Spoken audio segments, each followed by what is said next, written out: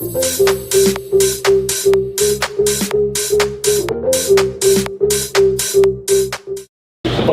então é um prazer para mim apresentar o professor Tiago Bottino, coordenador do curso de graduação em Direito da FGV do Rio, que vai falar para a gente sobre 4 coisas diferentes. 4 coisas diferentes, matemática e direito. Obrigado. Boa tarde, pessoal. Bom, 4 coisas aí, espero que dê tempo. Se não der, aquela última são informações que vocês encontram também no site da escola. Então, enfim, não tem muito problema, porque a terceira vai ser mais interativa. Acho que na primeira e na segunda talvez eu fale mais, mas na terceira eu vou precisar que vocês, enfim, conversem comigo também, ok? Então, sim, o direito é um curso e não é uma profissão, né? Profissão é o que você vai fazer depois. Então você fez direito, tem ali carreira pública. Carreira pública é interessante, tem mais estabilidade, não tem mais aposentadoria integral, isso acabou, mas o sujeito pode ser juiz, pode ir para o Ministério Público, defensor público, pode ser advogado da União, pode ser procurador de Estado, de município, procurador da Fazenda, do Banco Central, CVM, depende dos interesses que você tem. Você pode trabalhar em área pública só com direito empresarial, só com mercado de capitais. Você pode ir para a carreira política, eu tenho ex-aluno que é chefe de casa civil, foi outro deputado estadual, enfim, pode ir para a diplomacia, pode fazer concurso para cartório, dizem que paga bem, dependendo do cartório que você passa, né? Enfim, tem cartório que dá prejuízo. Você pode trabalhar em Tribunal de Contas, enfim, ser auditor da Receita, auditor do Banco Central, você pode trabalhar nas agências regulatórias, enfim, ser delegado, uma infinidade. Só botei aqui, não botei mais porque não cabia nas caixinhas.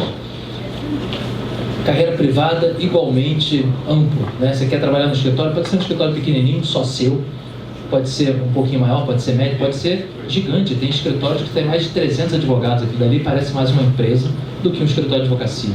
Você tem lá um RH profissionalizado, com pessoas de administração, etc. Departamento de marketing, com pessoal de comunicação, uma empresa, né? Você pode trabalhar na empresa, você pode ser o diretor jurídico de uma empresa, aquele cara que vai contratar os escritórios que vão trabalhar para a sua empresa.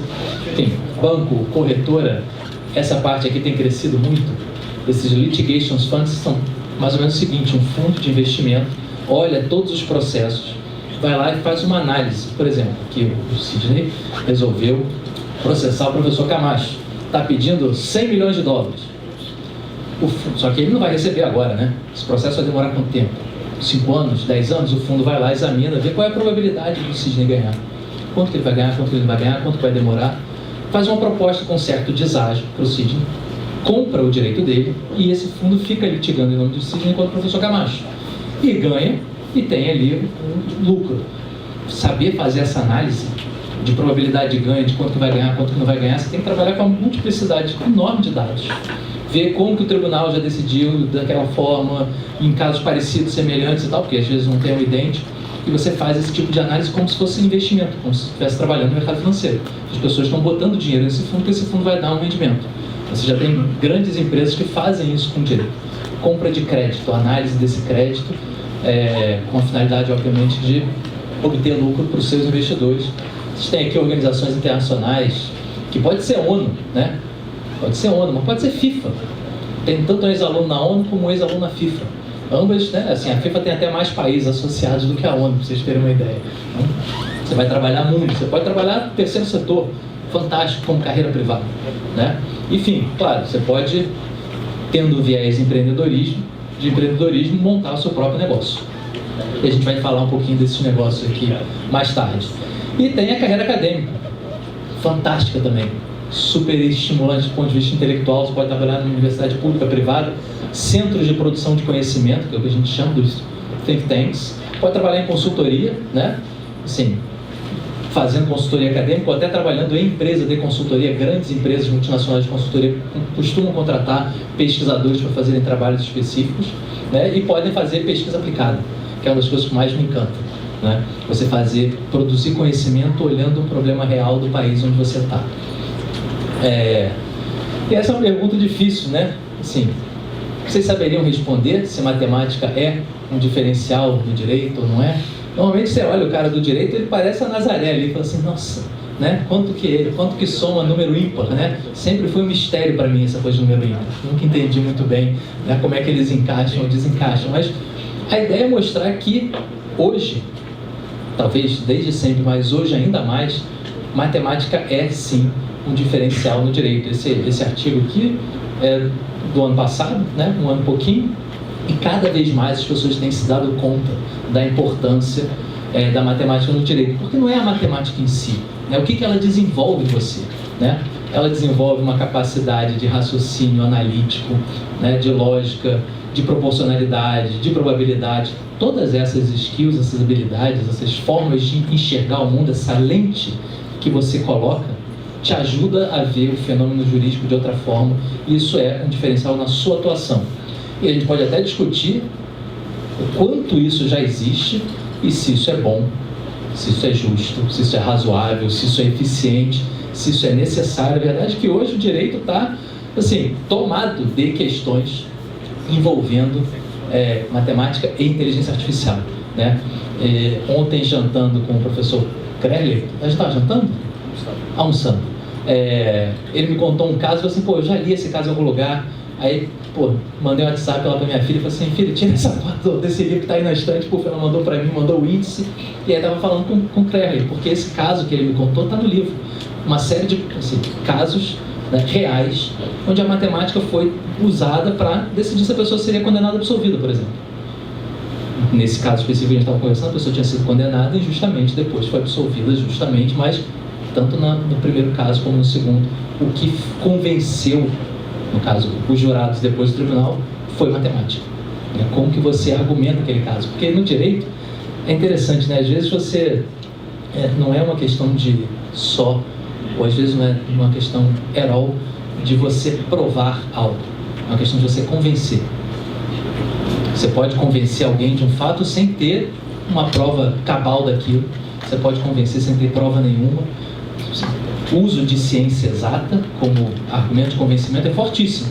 E a gente sabe que você pode fazer uma determinada apresentação e aquela apresentação ter um fundamento, um pseudo-fundamento de ciência não está certo. O professor Sidney ontem me ensinou uma expressão em inglês que são três categorias de mentira.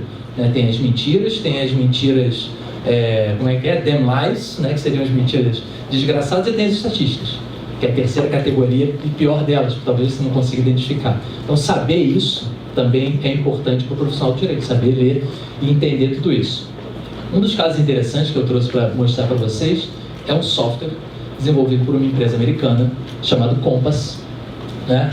Que é Correction Offender Management Profiling for Alternative Sanctions, ou basicamente é uma ferramenta para você analisar perfil do sujeito na hora de decidir qual vai ser a pena dele. Então, o Compass vai olhar, por exemplo, eu pratiquei um furto, o professor Kreley praticou um furto também, a gente vai receber as nossas penas, não é isso? Ambos furtamos garrafinhas de plástico. Aí ele vai olhar e vai assim, não, Thiago, poxa, né?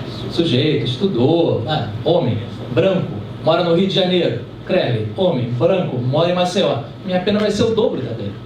Porque no Rio de Janeiro todo mundo é ladrão, né? Sei lá, é uma violência tão grande, né? Todo mundo fica assim impressionado, né? Quando você fala de Rio de Janeiro.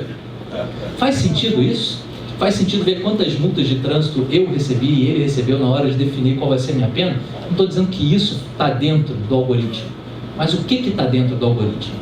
Né? Se eu puder pegar e ler essa equação aqui e questionar essa equação por dentro, talvez eu encontre ali uma série de vieses de gênero, de raça, de orientação sexual, de onde a pessoa vem, do trabalho que a pessoa tem, que podem acabar gerando uma pena maior, não em razão do que a pessoa fez, mas em razão do que a pessoa é e da expectativa de que aquela pessoa X, com aquelas características lá, pratique um novo crime, o que justificaria aumentar um pouco a pena, em termos de tentar neutralizar por mais tempo ou fazer com que uma pena maior dissuadisse ele de fazer aquilo novamente. Né? Claro, isso tem sido mega criticado, já é usado nos Estados Unidos há bastante tempo, então não sei se vocês conseguiram ver aqui no comecinho, mas está dizendo que esse software é usado em várias jurisdições, no estado de Nova York, no estado de Wisconsin, Califórnia, num condado específico da Flórida, em outras jurisdições, e isso tem um problema sério, né? Essa organização não governamental foi lá estudar o algoritmo do Compass para questionar, o que é difícil, porque como é um software proprietário, você não consegue de fato abrir e olhar. Será que o Estado deveria depender de um software de uma empresa para calcular a pena? Será Será que ele seria capaz de desenvolver o próprio software mais justo, mais transparente, mais democrático, mais aberto para questionamento do público, né? Enfim, e cada vez mais isso daí é questionado porque, no caso específico do estado do Wisconsin, várias situações de erro judiciário. Tem até um documentário na Netflix do sujeito que ficou preso 18 anos e era inocente. E tudo por conta de profiling, né? Uma série de questões envolvendo justiça penal estão relacionadas com profiling, né? Isso daqui é um print de um WhatsApp que eu recebi hoje, tá vendo aqui? Ó, hoje, 12h30, estava lá almoçando, e aí um aluno do professor Camacho, você lembra dele? João Pedro Donassolo? Faz parte de um grupo de pesquisa que eu coordeno lá na Escola de Direito, mandou um print e falou assim, olha esse... Mandou um print não, mandou esse sitezinho aqui. Eu fui olhar, pô, olha lá, riscos e ameaças, né, da inteligência artificial, de algoritmo de automação no direito.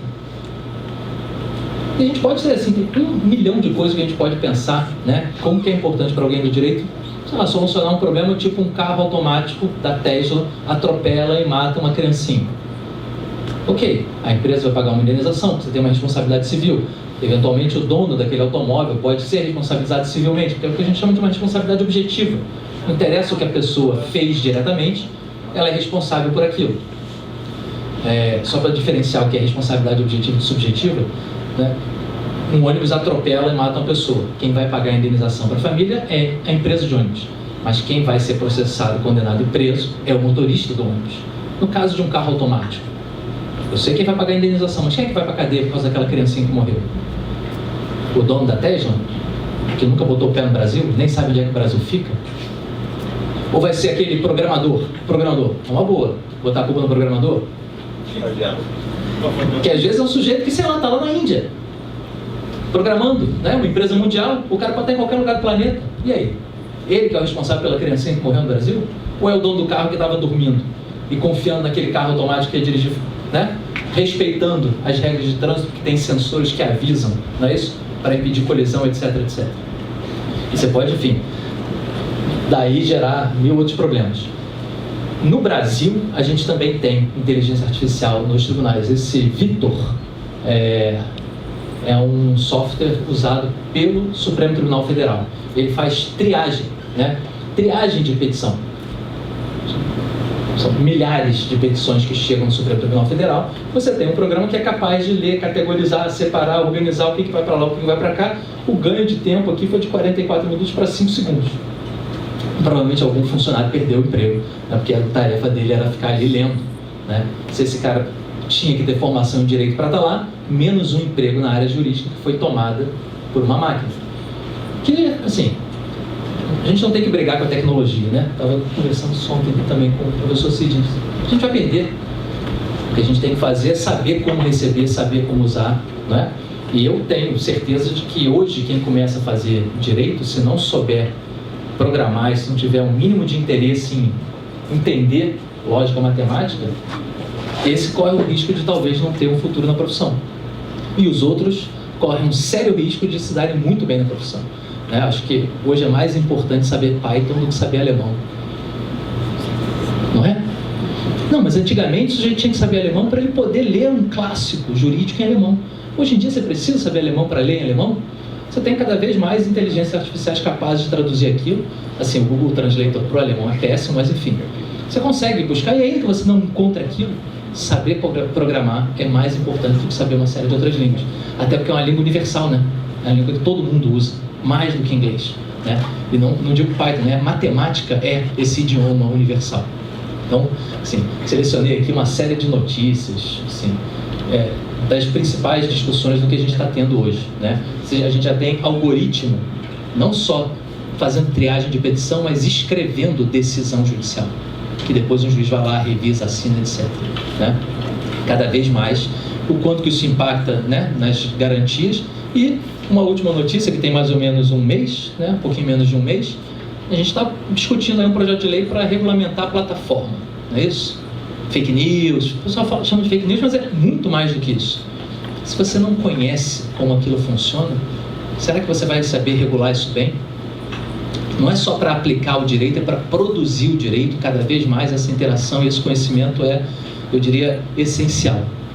Na iniciativa privada, assim, o que tem de empresa desenvolvendo software para a área jurídica é absurdo, né?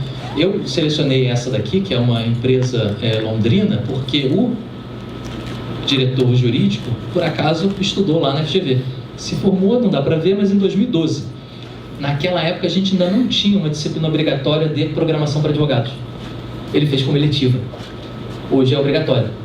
Vou mostrar o currículo para vocês depois, mas a gente tem algumas disciplinas obrigatórias. Tem programação para advogados, tem ciência de dados jurídicos, que são mais para programação, não é isso? E a gente tem alguns mais ligados à matemática, análise econômica do direito e teoria da decisão. Teoria da decisão, basicamente, é a teoria dos jogos aplicada ao direito, né? Enfim, essa empresa também foi fundada por um ex-aluno nosso, faz automação de contrato. Essa coisa de automação de contrato é fantástica, né? Então, assim, ele foi lá, estudou nos tribunais que tipo de cláusula tinha força, que tipo de cláusula era facilmente anulada pelos tribunais. Cláusula que eu digo na hora que você vai escrever um contrato, o tipo de palavra que você usa, a construção da responsabilidade que você faz. Se você fizer mal feito, alguém vai lá depois, mesmo tendo assinado, e anula isso no tribunal, porque aquilo dali é injusto, porque aquilo dali, isso, aquilo, aquilo outro. O sujeito foi lá, viu todas as teses que estavam certas, né, para dizer o que é o certo, com base na lei e na visão dos tribunais. Construir uma plataforma onde você responde perguntas. Seu contrato é o quê? Compra e venda ou aluguel, cara? Pá, aluguel. Tem uma cláusula. Nome das pessoas, classificação das pessoas, vai montando aquilo tudo. E no final tem um contrato à prova de bala. Um contrato bom, um contrato que vai se sustentar. Ele não vende isso para as pessoas. Ele vende isso para quê? Para outros advogados. Então, assim, o sujeito montou uma empresa, cobra lá R$1.000 por mês, e o cara tem lá 200, 300 advogados que assinam aquilo mensalmente para ter a possibilidade de usar uma plataforma que não faz só contrato, faz também contrato, né? Enfim, pode fazer uma série de coisas. Você pode organizar internamente documentação, peça processual. Enfim, cada vez mais você tem isso daí como um nicho que cresce loucamente. Para dizer nicho, já tem até uma associação brasileira de Lawtex e Legaltex, ou seja, de empresas de tecnologia para o direito, né? Que está lá, apaixonados por direito e tecnologia, em que mistura matemática com programação. É basicamente isso, essas duas coisas aplicadas no direito, né? E aí a gente tem aqui o que elas fazem: desenvolvem serviços e produtos para aumentar a eficiência de escritório, ou desenvolvem produtos e serviços para empresas ou pessoas. Seu foco pode ser o seu colega, seu foco pode ser o cliente final, né? O que elas produzem, né? Várias coisas interessantes. Então, vou pegar esse daqui, ó, que é o mais bobinho, redes de profissionais. Tem Uber de advogado. Pô, tem um processo lá em Manaus. Preciso tirar cópia desse processo. Ele é físico, ele não é eletrônico. Como é que eu faço? Pego um avião e vou até Manaus? Quando eu era estagiário, eu fui para Recife. Nunca tinha ido para tirar cópia de um processo. Primeira vez que eu andei de avião, fui para São Paulo tirar cópia de um processo. Hoje em dia, eu pegaria meu celular, clicaria lá no tribunal, veria vários bonequinhos andando, advogados, clicaria num deles e falou assim: fulano, pá, quanto que você cobra para tirar cópia do processo ali para mim? Tanto, não sei o que, tá aqui. Ele escaneia com o próprio celular, manda a peça para mim, o celular já paga direto para ele, como se fosse um Uber. Fantástico, né? Você pode fazer isso com audiência também. Você pode botar o cara para fazer uma audiência para você, se comunicar com ele enquanto ele faz audiência. Sim, você pode ter 1000 soluções para fazer a atuação do advogado funcionar melhor. Você tem algumas plataformas específicas para fazer acordo, para fazer não só um vídeo para botar as duas pessoas falando, não, você vai imputando determinados dados ali, a outra parte vai imputando determinados dados ali, e o software vai dizendo: olha, o que seria razoável para fazer um acordo é tanto. Aí você, pum, vamos fazer um acordo por tanto. Em vez de 4, 5, 6 audiências batendo boca, numa só, você equaliza ali as expectativas e você chega num resultado, né? A ideia de compliance, de você ver se todas as regras de várias agências diferentes estão sendo cumpridas por aquela empresa. Imagina uma empresa que tem algum tipo de atividade potencialmente poluidora. Você vai ter regra de IBAMA, você vai ter regra do Instituto Estadual, do Instituto Municipal, você vai ter regra de trabalho, de salubridade, etc, etc. Pum, faz um checklist naquilo tudo ali, de forma automática, mantém. Essa parte eu vi alguns trabalhos ali fora nos posters, usando dado público, né, isso de como extrair, pegar, analisar, construir inteligência a partir daqueles dados, né? Não é uma coisa simples, não é uma coisa fácil. E deu tempo rapidinho de ver o trabalho dos meninos, chegar e atualizar e mostrar o de Nova York, né? Lá em Nova York, olha que barato, você bota qual é a secretaria, Secretaria de Educação, de Saúde, disso, daquilo, você bota, né, o nome do secretário, você pode filtrar por valor. Eu posso ver todos os contratos acima de $1 milhão, ou todos os contratos acima de $100 mil, eu posso ver todos os contratos por CNPJ, eu posso ver... Imagina se a gente tivesse uma coisa dessa no Brasil. Imagina se o município de Cururipe estiver comprando caneta Bic por R$5 e o município de Maceió estiver comprando por R$1. O que justifica isso? Não tomem conclusões apressadas. Pode ser simplesmente que o sujeito soube negociar melhor na outra. A licitação ali funciona melhor na outra, mas se eu sou o município de Cururipe e tenho acesso a isso, cara, eu vou fazer uma licitação e vou botar aquele preço. Porque eu sei que aquele mesmo produto é vendido por aquele preço para outros lugares, para outras prefeituras, né? E claro, alguém de fora pode olhar, pode questionar, pode investigar, você tem um controle, transparência melhor. Assim, né? A melhor forma de você fazer controle do governo, lato sensu, você como povo governado, né, é com transparência, mas também não adianta ter só o dado, né? A gente tem que brigar para esse dado estar acessível. Então, construir um portal como esse, priceless, não tem preço, né? Em termos de democracia, em termos de você poder ter um controle sobre os governantes. Bom, todo tempo falei bem rápido. Querem fazer alguma pergunta sobre isso antes de eu simular como seria uma aula de direito penal para vocês? Aqui. Fala.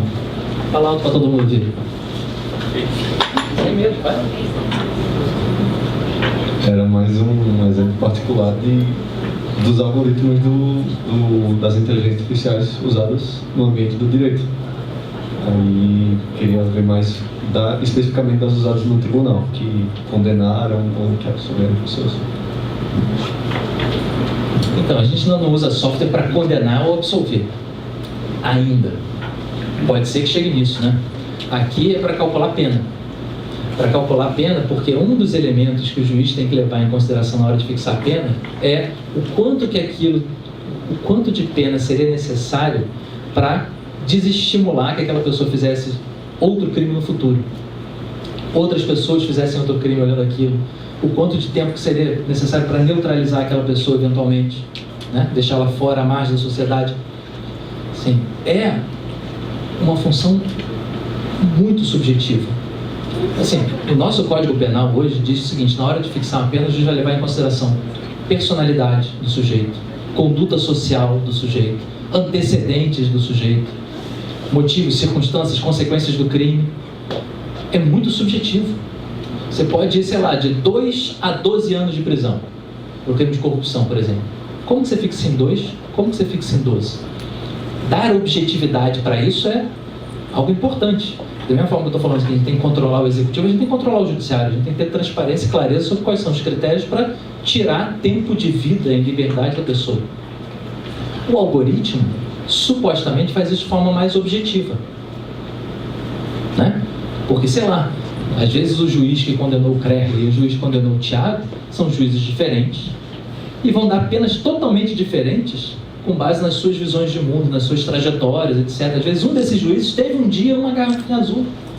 E aí, quando ele viu um furto de garrafinha azul, aquilo tocou nele de uma tal forma que, mesmo sem ele objetivamente perceber, a mão dele pesou demais na hora de fixar a minha pena. O software daria uma certa objetividade e mais isonomia no tratamento das pessoas. Mas se ele não for feito, construído corretamente, vai ter 1000 vieses. Eu não consigo escrever esse algoritmo. A pessoa que for capaz de escrever esse algoritmo, se não souber nada de direito, também não vai ser capaz. Tem que ter alguém que consiga falar esses 2 idiomas, sabe? Ou traduzir esses idiomas, porque a verdade é que, assim, você não precisa ser programador e advogado. Seria ótimo se você fosse, mas você não precisa ser os dois, mas você não pode. Seria o ideal que você soubesse até traduzir isso melhor. Pode ter alguém que programe melhor que você, mas você tem que saber programar para poder explicar para a pessoa exatamente o que você quer, como que você quer, o que você quer evitar, o que você quer alcançar. E a mesma coisa você tem que saber do ponto de vista de direito, como, né, alcançar essas coisas. Você tinha levantado a mão, depois você. Pode? Eu posso levar aí atrás também, pessoal.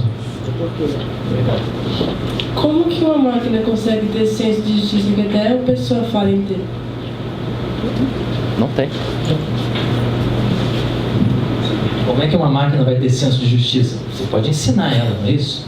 Você vai ensinar alguns padrões para ela. Vai ser tão falho quanto o do ser humano. Porque, eventualmente, o conceito de justiça vai variar para cada um de nós. Direito não é justiça. Porque justiça é o que cada um sente. Direito é tentar estabelecer um mínimo comum com o qual todos nós possamos estar de acordo.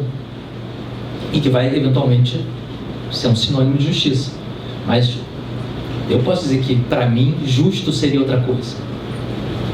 Mas talvez numa democracia seja complicado você querer impor uma única visão particular de justiça, né? Em razão do poder que você tem, porque você tem um martelinho ou uma toga preta e aí você vai decidir as coisas. Então, a ideia é que a lei limite o poder dos juízes, limite um pouco essa subjetividade dos juízes e, ao mesmo tempo, dê um espaço, dê uma abertura, uma certa porosidade, né? Para ele poder examinar cada pessoa por quem ela é, como ela é, para não ser uma coisa também, né, robótica, no sentido de você não conseguir perceber e valorar as características de cada ser humano. A minha pergunta estava relacionada com isso.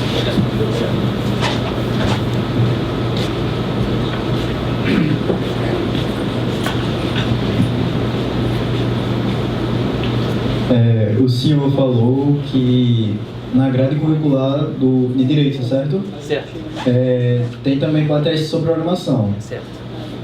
O senhor também falou agora há pouco que o profissional, ou melhor, o acadêmico, não vai poder fazer literalmente o código em si. Mas tem que existir, no caso, um interlocutor entre o cara que vai fazer o código e a pessoa que é acadêmica no direito. Então, a função dessas matérias seria literalmente só para o profissional ter uma base no que seria programação, ou tem algo a mais, uma possibilidade a mais? Eu acho que tem mais de uma finalidade. Tem a finalidade de ser essa base. Assim, essa é uma disciplina obrigatória, então todo mundo que fizer direito vai ter que minimamente entender de programação, entender de ciência de dados, saber programar, ainda que pouca coisa. Isso é o básico.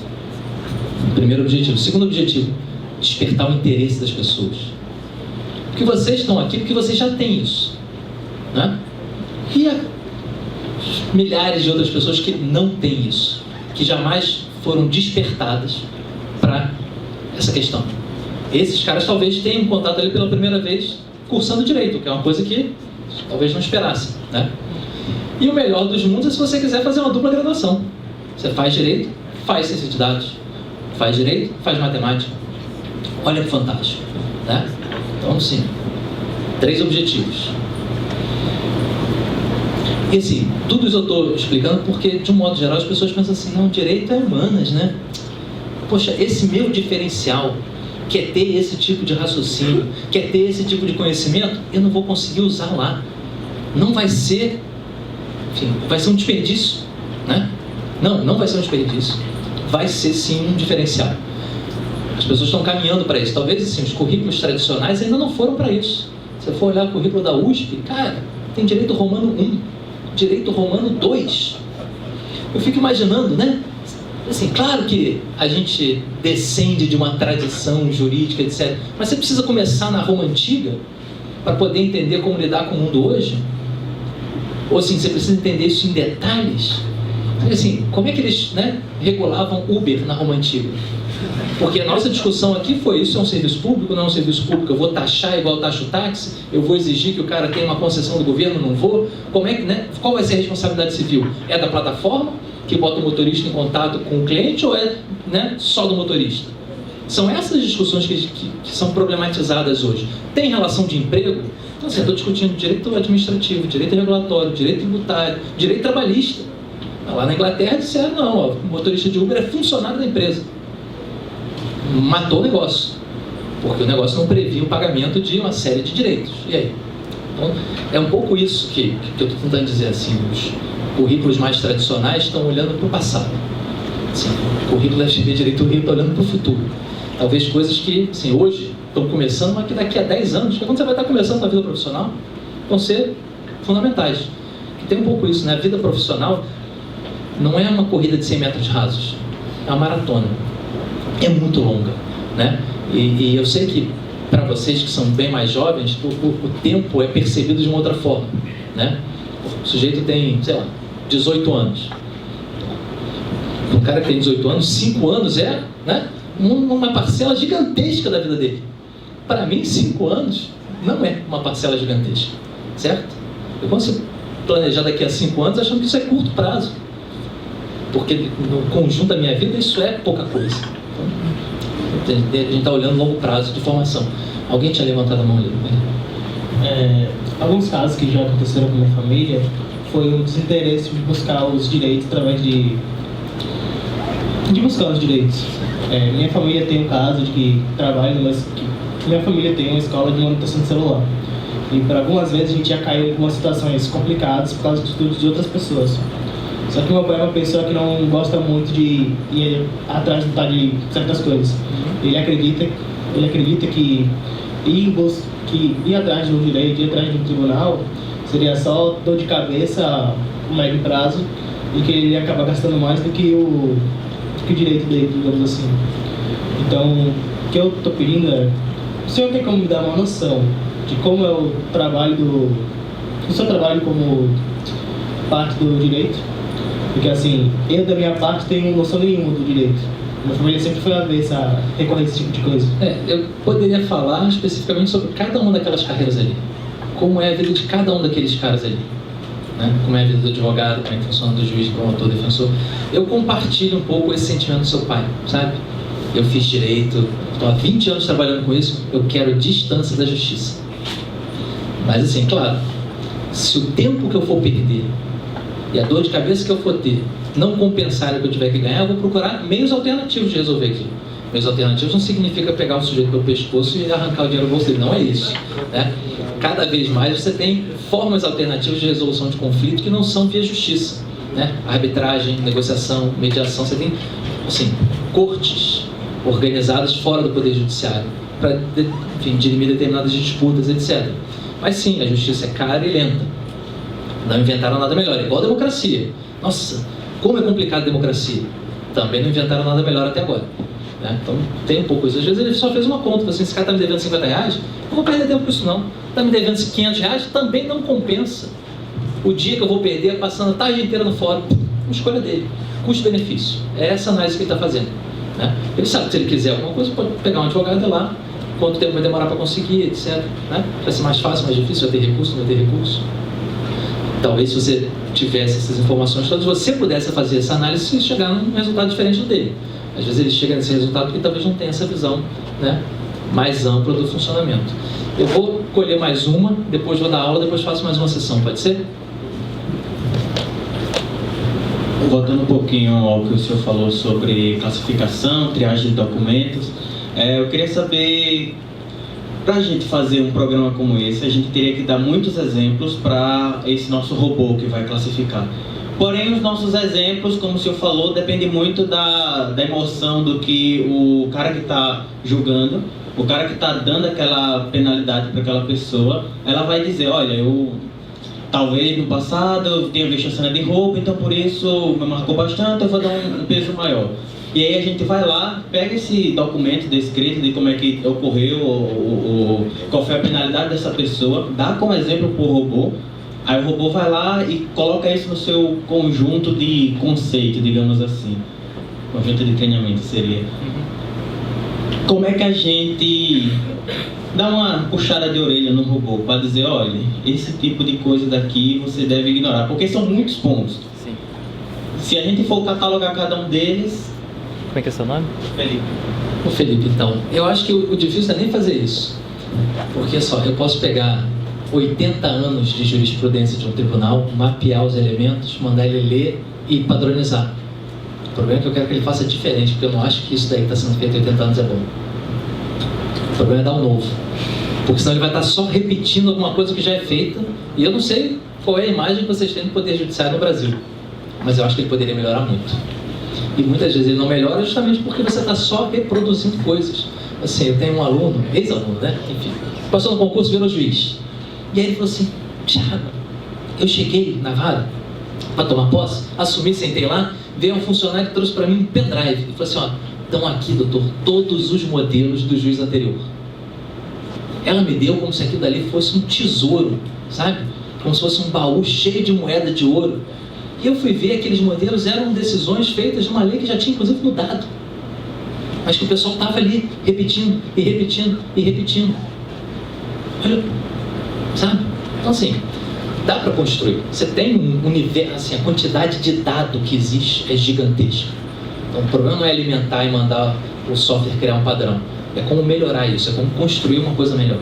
Eu não saberia te dizer, se eu soubesse, eu estava aqui, ó, vindo, passeando, mas eu teria descido de helicóptero, entendeu? Teria chamado todo mundo para jantar no melhor restaurante, e um milionário, pô.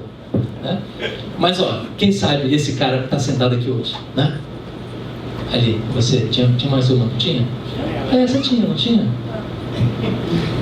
Naquele caso que você falou da menina, a menina que foi supostamente atropelada e morta por um carro elétrico, quem seria culpado nesse caso? Fizeram essa pergunta para mim no almoço. Sabe o que eu fiz? Desconversei. Aqui, ó, passa aqui. Porque senão não vou atrair ninguém para fazer direito, né? Aí, pessoal, Diogo, solta esse vídeo aí para mim, pessoal. Pessoal, seguinte, eu vou pedir, vai botando aí, vou pedir para ele botar um vídeo, eu quero que vocês prestem muita atenção nesse vídeo, ok? Depois eu vou fazer algumas perguntas para vocês sobre ele, tá bom?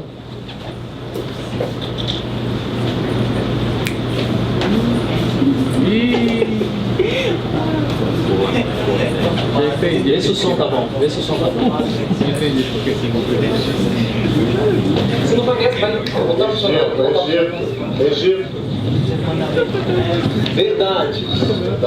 Ô, Gabriel! Opa! E aí, André? Eu trago a notícia do Senhor Deus. São mandamentos de que vocês vão ter que seguir a risca a partir de agora, tá? Senão vão queimar no inferno. Posso começar? Peraí. Deus escreveu isso aí? Foi sim. Zé. Na pedra? Isso, que era o que ele tinha mais lá à mão. Aonde? Não, em cima do monte lá. Do monte? Deus apareceu lá em cima do monte. Ele fala comigo. Tu tava no monte? Eu tava. Nunca vi no monte, de repente tava no monte falando com Deus. Eu tava indo falar com Deus. Tava só você e Deus lá, só A gente ninguém. marcou no monte. O monte tá sempre cheio, só tava... Mas era de manhã cedo, você não tava nem acordado essa hora. Fala, meu Deus. O que mais? O que você tem aí? Posso começar? Vai, fala aí, o que tem escrito? Não roubarás. Não, peraí, não, desculpe. Você não foi roubado semana passada? O que tem? Roubaram as cabras tuas. O que tem a ver com... Ué, e agora não pode mais roubar.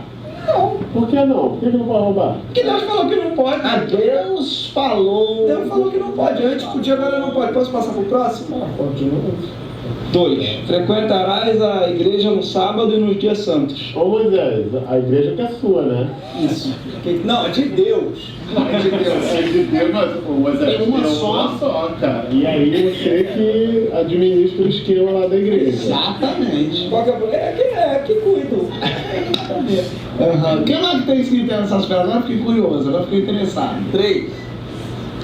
Não matarás. Peraí, esse é o primo dele que foi assassinado essa semana. Exatamente, tá tudo. Gente, tá, não era meu primo, tá? Que era um cunhado da minha mulher, que mal que eu conheço Deixa direito. eu entender uma coisa assim.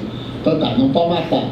Mas não pode trocar o quê? Bicho, não pode matar gente, não pode matar... Gente, isso aqui. Sim, mas tá escrito aí, não pode matarás gente. Vê se não tem um asterístico, o negócio que tem um asterístico liberou. Ô, Zaqueu, o que ele falou foi, não matarás. Agora, o que é? Vamos pensar aqui, que cabe a gente também o dom da interpretação. Bicho pode, que bom que eu comi agora cedo. Deixa eu perguntar, tô com a mão aqui há meia hora. Já. Sim, senhor. Assim, eu não sabia de nada disso de pedra, de monte, sabia nem que Deus aparecia assim. E assim, é coisa de uma hora atrás eu matei uma pessoa, mas eu queria saber se eu vou ser punido por isso, se eu já me enquadro nesse novo esquema. Não pode. Eu acho que seria uma Isso é sacanagem. sacanagem. É uma sacanagem. Chama, não pode ser feito isso. É o tipo de... É sacanagem. Isso é sacanagem. Terminou o stand-up? Posso continuar aqui? Posso te falar uma coisa muito numa boa? É um esquema muito estranho. Daqui a pouco vai ter mandamento aí pedindo pra gente cozinhar pra você. Já não tem, né? Mas não tem. Ontem mesmo pediu um favor. Não levantarás falso testemunho. Falou o camarada que conversa Com Deus. Conversei com Deus. Você jura? Eu juro. Jura por Deus? Eu juro. Não. Aí eu não posso jurar por Deus. Jura pelo quê? Jura pela areia? Jura pela areia? Jura pela areia? Eu posso terminar? Um dos mandamentos aqui é: não falarás o nome de Deus em vão. Mas peraí, mas você está falando agora o nome de Deus em vão. Não, que eu estava lendo aqui. Está escrito Deus aqui. Olha aí, falou de novo. Ele fala sempre Deus. É exatamente. Posso continuar? Agora o que te impede? Amar Deus sobre todas as coisas. Tá. Você quer dizer que você ama mais a Deus do que você ama sua mulher? Não, mas ele é Deus. Tá. Olha aí, Zilpa. Tá dizendo que não te ama mais, ó. Não é isso. Zico, o que você está fazendo uma abraçada com gente? Agora daqui a pouco vai dizer que a gente não pode começar a mudar do plano. Isso aí. Eu saquei teu dedo, aí, camarão que corre não dá leve. Isso aí. Ele vai dispersar essa palavra aí pro outro lado da Galileia aí. Isso aí começou já a ver um papo antigo desde Noé. Isso aqui o cara veio com o papo de fazer um barco. Eu falei, ô amiguinho, toca.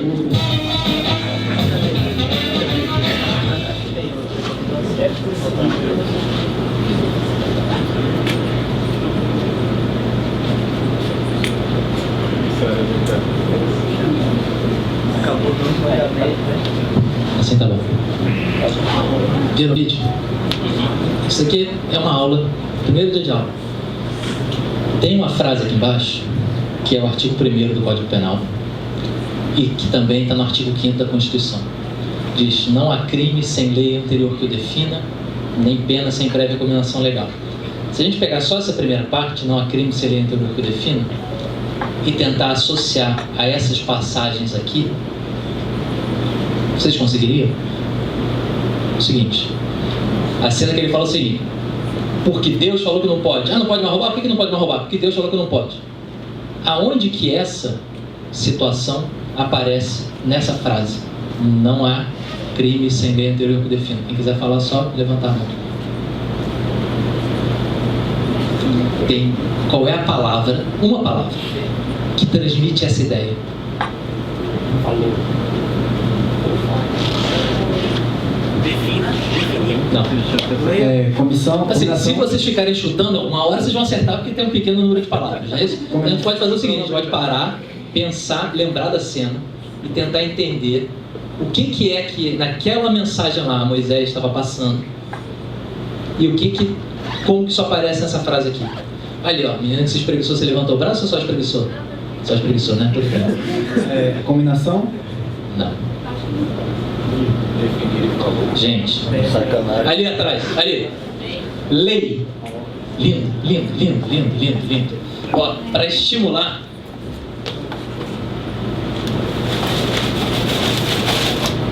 Pensar antes de falar, passa aí para ela para mim, por favor.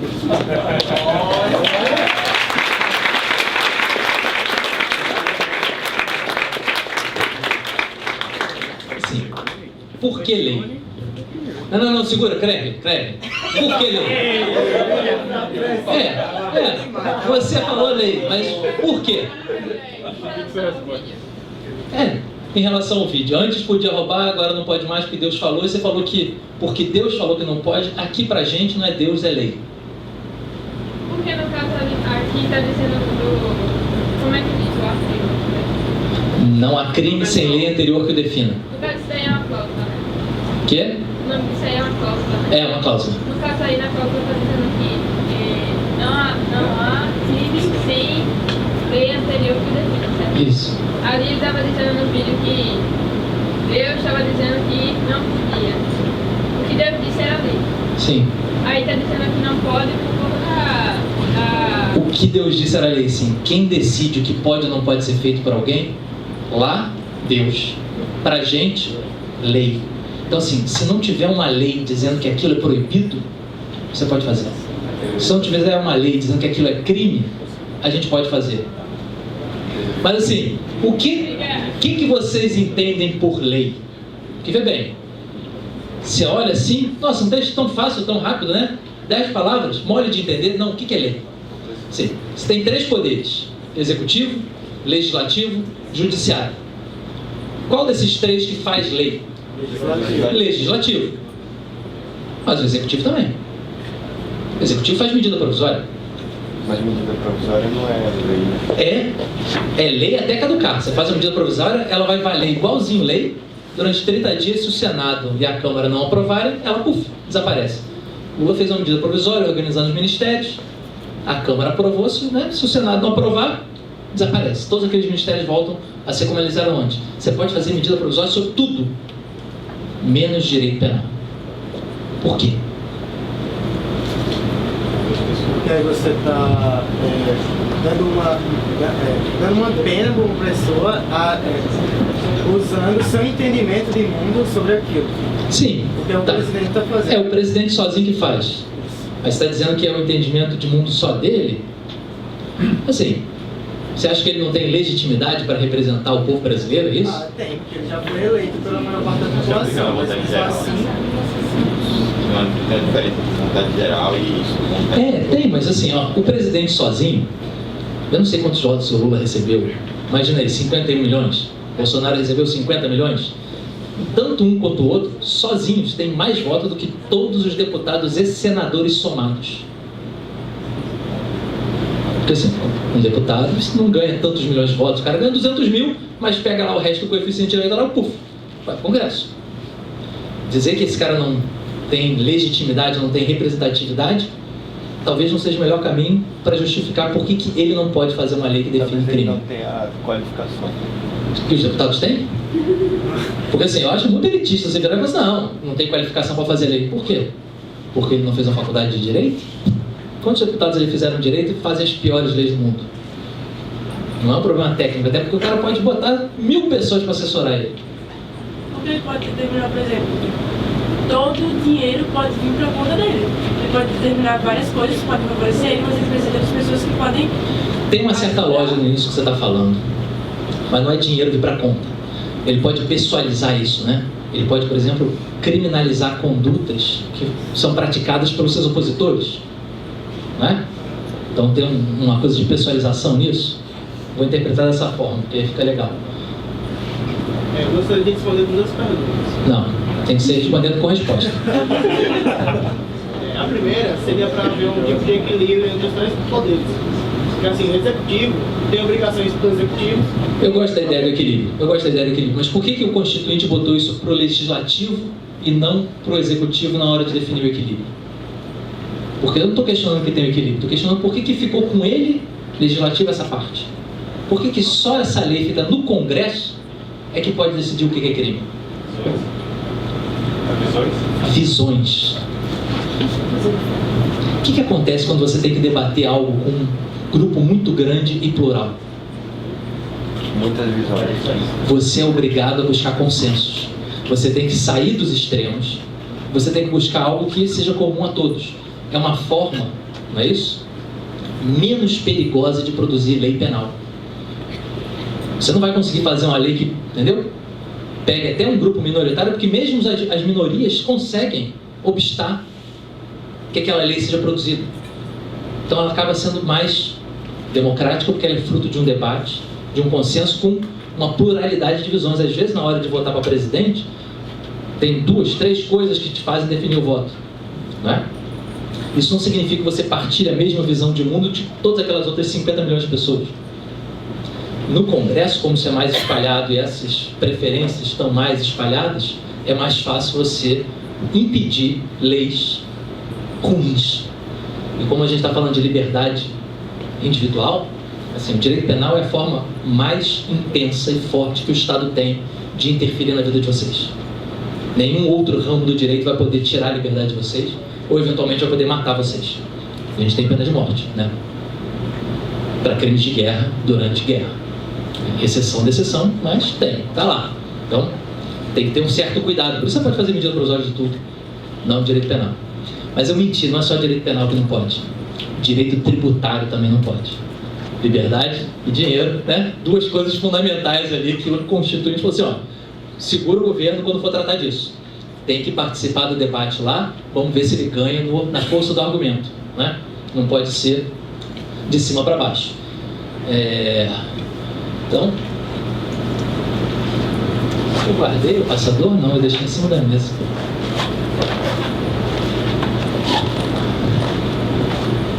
Ué? Tá passando não, Diogo. Agora foi. O nome disso é reserva de lei. Aquela expressão lei como produto do Congresso, não do Executivo, chama reserva de lei. Aquela parte que ele fala assim, tem aí um asterisco dizendo bicho liberou? Né? Onde é que está escrito isso aí? Não pode matar a gente. Cadê? Tem uma palavra que representa essa ideia. Defina? Defina. Por quê? Porque seria algo descrevendo o que pode e o que não pode. Seria algo afirmando... Não, por que tem que definir? O que significa definir nesse contexto? É para não deixar algo num sentido tão amplo. Porque, por exemplo, como foi falado, não matarás. Ali, para aquele povo, deixou um contexto muito vago. Porque não disse se pode matar animais, se não pode matar insetos, se não pode matar pessoas. Então lá eles pediram para ser algo mais objetivo. Para ter menos... Poderia ter um crime, tipo assim, ser chato. Pena de 0 a 10 anos. Está definido? Por quê? Qual o problema disso? Porque chato é relativo, é pra você. Não tá definido. Pode ser chato para uma pessoa ou para outra. Porque eu tenho que definir o que é ser chato. Fazer muitas perguntas. Não é isso? O professor faz muita pergunta é chato, né? Então, assim, para alguns, para outros não. Então, a ideia é que se você quer proibir um comportamento, você tem que descrever qual é a conduta proibida de forma precisa. Porque se você não descrever de forma precisa, quem que vai estar fazendo lei penal na vida real?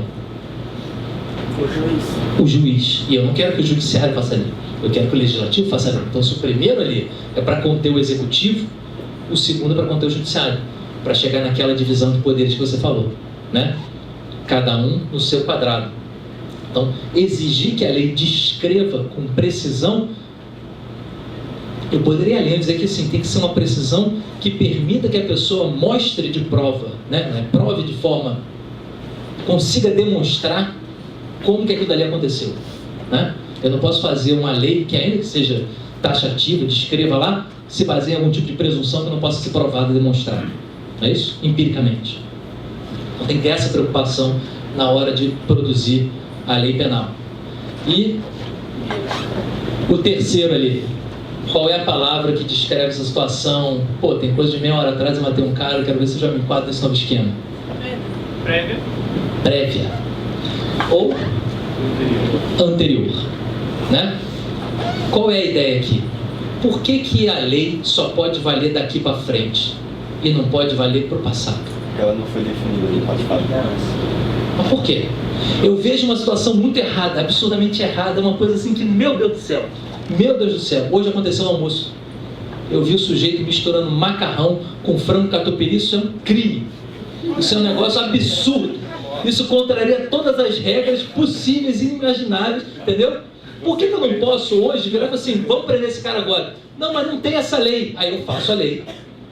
Para poder prender o sujeito que cometeu essa barbaridade, essa atrocidade culinária. Pode ser usado, por exemplo, para criminalizar uma ação de opositor, como a gente já citou. Essa é a ideia. Essa é a ideia, que eu não posso ter um alvo no passado. Não pode ser uma lei que vá buscar alguém ou alguém. Por isso que vai valer dali para frente. Porque tudo bem, se eu colocar hoje lá no código, passou no Congresso, tal, livro promulgado, não pode misturar frango, catupiry e macarrão, você vai comer de novo isso? Nunca mais. A menos que você faça, não, tudo bem. É quanto tempo de pena? 3 anos? Ok, eu faço essa escolha. Eu vou ter esse prazer momentâneo e passo 3 anos preso. Beleza, a escolha é sua, não é isso? Ou você pode dizer assim, não, esse prazer não vale esse preço, né?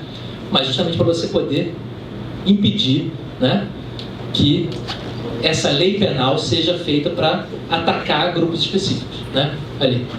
Há um tempo atrás, o canal do YouTube, ele passou por reformulações nos seus termos de contrato. Isso fez com que vídeos antigos, 6 anos antes desses novos termos, fossem apagados e deixassem canais do YouTube identificados. Por ações feitas 5 anos antes da aprovação do termo do YouTube. Então assim, foi uma coisa que eles podem aceitar, mas que eles sofreram por algo que na época era liberado. Então, esses princípios aqui valem para o direito penal. Não valem para outros ramos necessariamente. Por quê? Porque assim, no direito penal tem que ter cuidados a mais. e querem saber uma coisa fantástica, eles só funcionam de um lado. Sim, reserva de lei. Para ter crime tem que ter uma lei, certo? Eu tenho várias situações em que as pessoas deixam de reconhecer um crime sem que tenha uma lei dizendo que pode. Então assim, se eu furtar a garrafinha do João, estou com uma vontade, inclusive, sempre quis ter uma dessa cor, se eu furtar e for preso lá fora, for processado, na hora de me condenar, o juiz pode virar e falar assim, não, olha, você praticou crime de furto, você subtraiu coisa alheia móvel para si. Mas esse furto é tão pequeno, o valor é tão baixo, que isso é insignificante. E não faz sentido tirar sua liberdade por um período de 1 a 4 anos só por causa desse furto. O princípio da insignificância não está em lei nenhuma. Ele é aplicado todos os dias pelos juízes e tribunais. Menos do que deveria, porque até hoje chega habeas corpus de gente que furtou shampoo lá no Supremo Tribunal Federal. Mas será que eu tenho que prender alguém que furtou shampoo?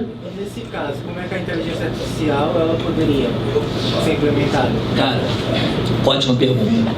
Os tribunais hoje não têm ideia de quantos casos de insignificância eles julgam e eles não conseguem padronizar. Será que se eu fosse capaz de olhar, ler 100, 200, 500 mil decisões, eu chegaria num padrão, tipo, até R$1.000, todos os casos foram concedidos e ali é abaixo de R$1.000 é insignificante. Entre 1.000 e 2.000 vai depender de algumas características específicas da pessoa, da vítima, do autor, das condições. Acima de 2.000, todos os processos seguiram. Talvez eu conseguisse direcionar melhor, sabe? Porque hoje ainda fica uma coisa muito subjetiva. O sujeito está lá no tribunal, ou o cara é um juiz, ele vê uma árvore, ele não vê a floresta. Ele não tem capacidade de olhar e achar um parâmetro para poder se guiar. Por que eu estava falando isso? Ensino. Taxatividade. Tem que descrever de forma precisa. Quando eu defino crime, quando eu vou criar uma causa de exclusão de crime, eu posso ser genérico. Anterioridade. A lei penal não vai retroagir se ela for mais grave, mas ela vai retroagir se ela for mais benéfica. Se a pena de comer frango com catupiry e macarrão fosse hoje definida em, vamos botar, o que vocês acham razoável? 30 anos, tá? Também acho bom. 30 anos de prisão. 30 anos de prisão, regime integralmente fechado, ok? Passam 10 anos e aí um outro congresso descobre que, na verdade, misturar macarrão com frango catupiry é uma iguaria que traz sabores, né, para o paladar antes nunca percebidos. E aí ele descriminaliza aquela conduta. O João tem que cumprir mais 20 ou ele sai? Pois é, se dependesse da personalidade do João, o amigo dele ia dizer assim, era para cumprir mais 20. Mas não, a gente vai tratar de uma forma objetiva e essa lei penal, por ser benéfica, vai retroagir. A gente tem vários problemas interessantes de retroatividade e combinação de leis no tempo, ok? Porque às vezes uma lei aumenta a pena, mas cria uma causa de redução e às vezes faz sentido você aplicar a pena mais grave com a redução maior, porque o resultado final vai ser um tempo de encarceramento menor, né? Então, tudo isso só caminha num sentido, né? É para proteger a liberdade de locomoção. Se não estiver protegendo, né, a liberdade individual, a gente não aplica. E essa última aqui, essa vai ser uma mochila, hein? Ó, qual é a palavra de quando ele vira e fala assim, dali não pode matar a gente, mas cabe a nós o dom da interpretação. Ó, primeira mão que apareceu no fundão. Não, você mesmo, só tem você, né? Bem. Não. Legal. Não. Não. Combinação. Não. Combinação. Já foi. Não. Não há. Não. Não. Assim, vocês vão chegar, né? Assim, a loteria, vamos fazer o seguinte, todo mundo abaixa a mão. Respira fundo. Pensa 10 segundos. Ou 20. Não é da situação. Eu precisaria de uns 10 minutos para pensar, mas também não tem tanto tempo assim de aula. Ali. É não. Não.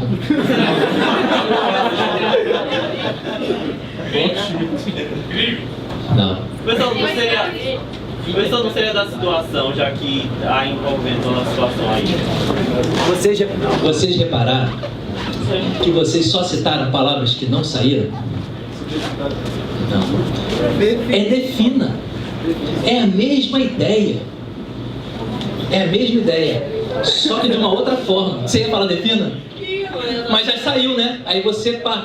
Porque assim, eu, confesso, eu induzi vocês em erro. Eu fiz isso de uma forma que cada vez aparecia uma palavra nova. E era uma palavra só. Assim, viram como que eu consegui condicionar a forma de vocês perceberem algo? Assim, dizem que isso é um efeito colateral do direito, né? Mas a ideia é que já tinha saído. Ser capaz de sair um pouquinho da caixa também, parar, pensar e olhar, é um exercício, é uma habilidade. Tanto como raciocinar de forma lógica e analítica. Assim, tem 1000 elementos que fizeram que vocês fossem levados para dar uma resposta rápida. Primeiro eu dei uma mochila. Deixei para dar a última agora. Assim, essa vale. Nervosismo, tensão. Como é que você mantém a calma para raciocinar na hora que importa? Sabe? Então, defina. Eu não posso fazer uma analogia. Eu não posso expandir aquele texto para outras coisas. Eu não posso interpretar de forma a criar algo que não existe. Então a gente tem um crime que é destruir, doutores, destruir coisa alheia móvel. É um crime. Se eu mandar um vírus e apagar todo o seu HD, pratiquei esse crime? Nossa. Pratiquei? Sim? Quem acha que sim, levanta a mão. Quem acha que não? Por que não? Por que não? Destruir coisa alheia. Onde que o meu vírus não se encaixa nisso?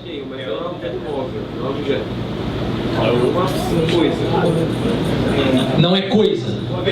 Poxa, coisa é um termo tão amplo. Será que as informações que estão no HD dele não se enquadram no conceito de coisa?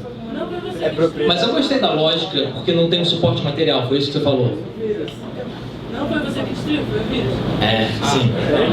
Eu vou tacar a pedra na cabeça do João que não para de falar. Não, quem matou foi a pedra.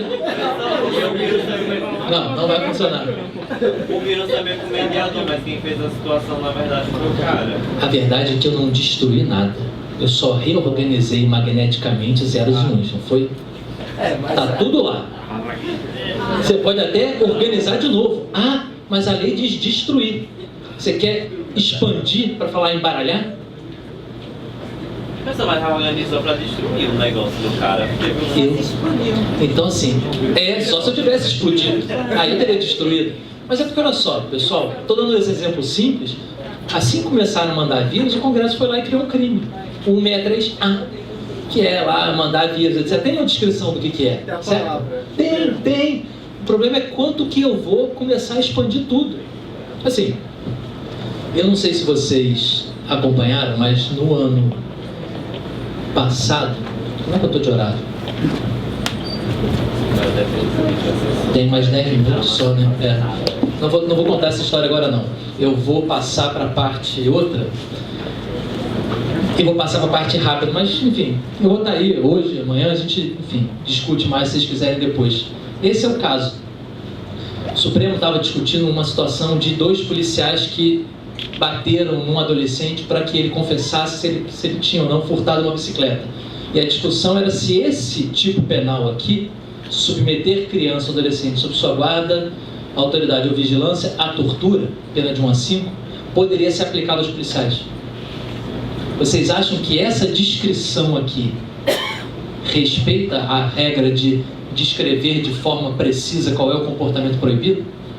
Porque tortura é uma palavra muito ampla. Tortura é uma palavra que, assim, se eu perguntar para cada um de vocês o que é tortura, talvez cada um dê uma definição diferente. Talvez a gente se encontre em algum momento, né? Tipo, torcer pro Vasco.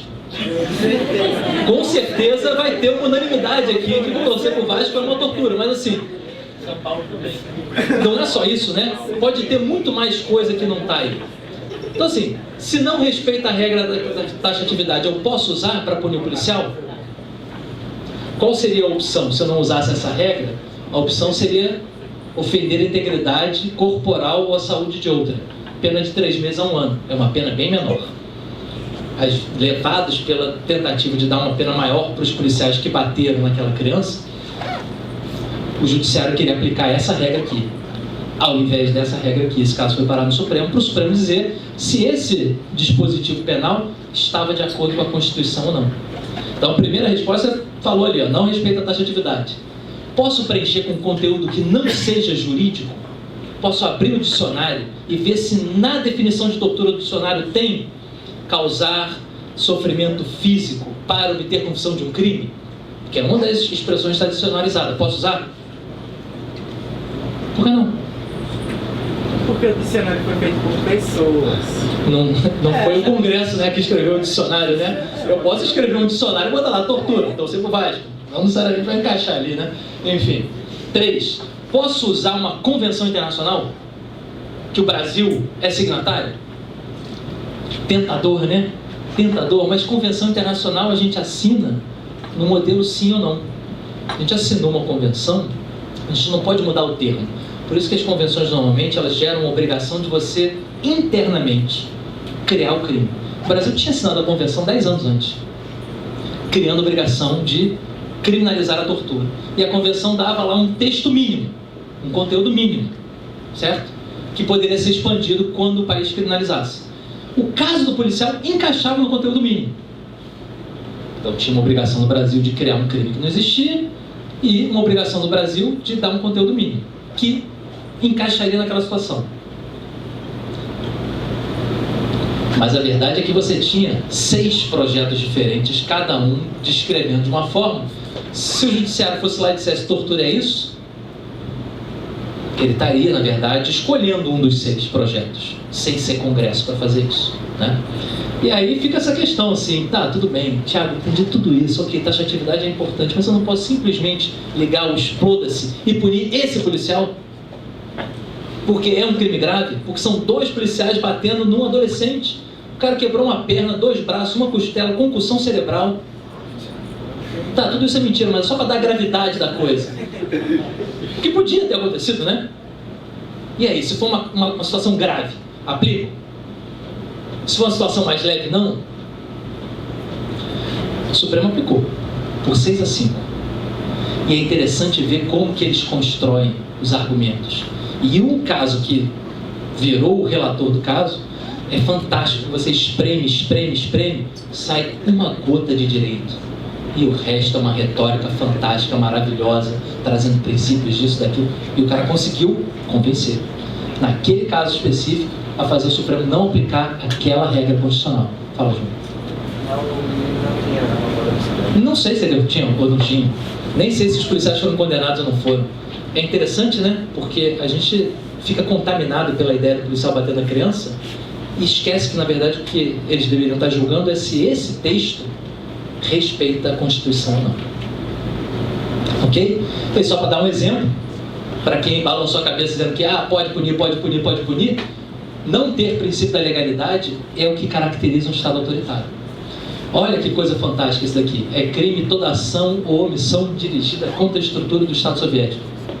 Quer coisa mais aberta que isso? Tem um conhecido meu, já está bem velhinho. Estava em Moscou, ainda era a União Soviética, estava vendo aquele desfile de tanque, míssil, avião, caça, tudo. Virou para o cara do lado e falou assim, poxa, se ao invés de gastar dinheiro com tanta arma, eles alimentassem os pobres, né? A União Soviética seria um país muito melhor. O sujeito que estava do lado dele era fiscal do partido, 18 anos na Sibéria, num gulag. Volta, sai, pendura, né, na casa dele, botou o quadro do Stalin, do Trotsky, do Lenin, do Khrushchev. Aí o fiscal do partido chega na casa dele e fala assim, o que a foto desse filho da puta está fazendo aqui? Aí o cara, qual deles? Mais de 18 anos na Sibéria. Mais de 18 anos na Sibéria. Volta para casa, está em casa, né, fica ligado, porque na verdade o Khrushchev tinha, né, mudado a imagem do Stalin, não estava tão bem, enfim. O fiscal chega e fala assim, por que você não foi na última reunião do partido? Ele, não deu porque eu estava preso, mas se eu soubesse que era a última mesmo, eu tinha dado um jeito. Eu não conheço a pessoa, essa história não existe. Só para vocês entenderem que qualquer coisa poderia entrar, né, nesse conceito aqui. E esse daqui, pior ainda, olha lá. Consciência popular, consenso geral. E o mais louco é que eu já vi voto de ministro do Supremo nosso dizer o seguinte, o povo quer. Esse cara tem o quê? Uma antena que ele capta o que o povo quer? Ou ele deveria ter um comedimento de saber que tem representantes bons e ruins? Mas isso não interessa. O sistema é esse, né? Que vão verbalizar o que é a vontade do povo. É claro, o Supremo pode fazer qualquer barbaridade para ampliar a liberdade. Fazer isso para tirar a liberdade é complicado. Pega, por exemplo, quando o Supremo julgou união afetiva homossexual. A Constituição diz, união estável é entre homem e mulher. A Suprema olhou e falou assim, ó, onde está escrito homem e mulher, tem que se ler homem e mulher, homem, mulher, mulher. Não tirou direito de ninguém. Ninguém perdeu 1 centímetro de direito. Só que todo mundo ganhou. Mas quando você faz isso para criar um crime novo, ampliar, né, o âmbito de punição, você está tirando direitos. E aí, por isso que é importante respeitar a vontade popular, Congresso XYZ. Ok? Pessoal, acho que a gente pode ficar por hoje por aqui, tá bom? Eu tenho que dar outra mochila, né? Vou dar para você. Gostei que você matou o Defina. Já é? Obrigado, pessoal.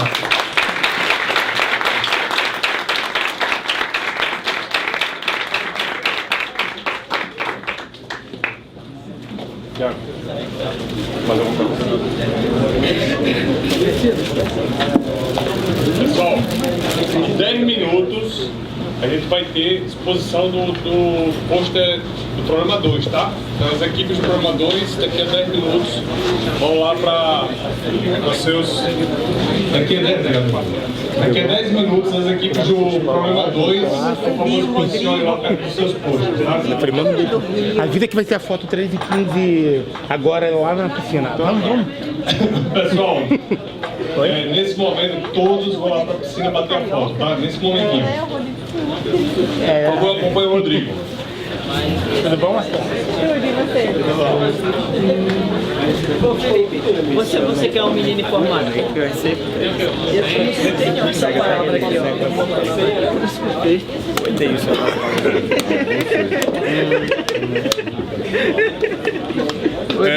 Vamos lá. Então deixa eu encerrar aqui.